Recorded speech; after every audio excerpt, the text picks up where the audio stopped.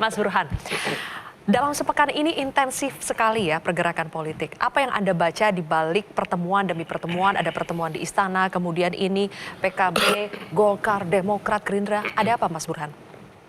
Saya melihat itu sebagai sebuah akibat ketimbang sebab. Akibat dari dua hal. Yang pertama adalah akibat sistem kepartian kita yang kurang dibumbui oleh perbedaan ideologis. Jadi studi saya ada 9 variabel ideologis, hanya satu yang membedakan satu partai dengan partai lain, yaitu soal isu agama. Nah yang lain itu kurang lebih mirip. Nah ketika mirip, maka insentif untuk membentuk koalisi itu bukan didasarkan pada perubahan atau perbedaan ideologis, tapi pada capres-cawapresnya. Itulah insentif koalisi paling besar.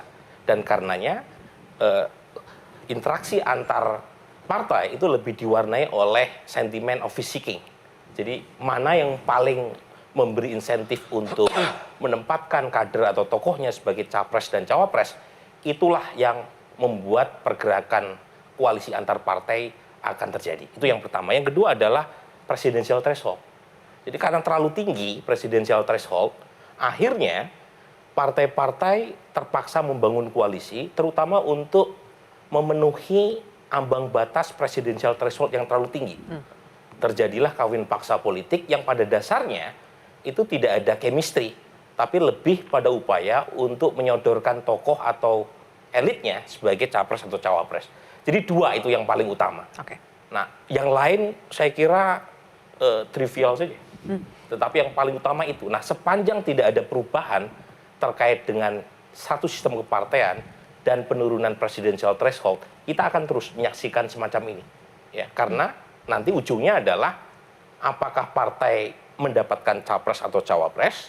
Kalau misalnya tidak dapat, power sharing apa yang dimungkinkan bagi sebuah partai untuk mendapatkan kompensasi kalau tokohnya bukan capres atau cawapres. Berarti sekarang faktor penentu supaya pergerakan politik ini menemukan titik temunya adalah cawapres. Cawapres dan potensi menang. Karena power sharing bukan hanya ditentukan pada proses pemilu. Power sharing justru ditentukan setelah pemilu. Nah pertanyaannya, dari 3 capres yang muncul, mana yang dianggap punya potensi untuk menang? Karena kalau misalnya mendukung calon presiden yang kalah, meskipun ada insentif cawapres sekalipun, itu juga tidak cukup kuat untuk tadi menjadi sarana untuk bergaining position, ya, bergaining power.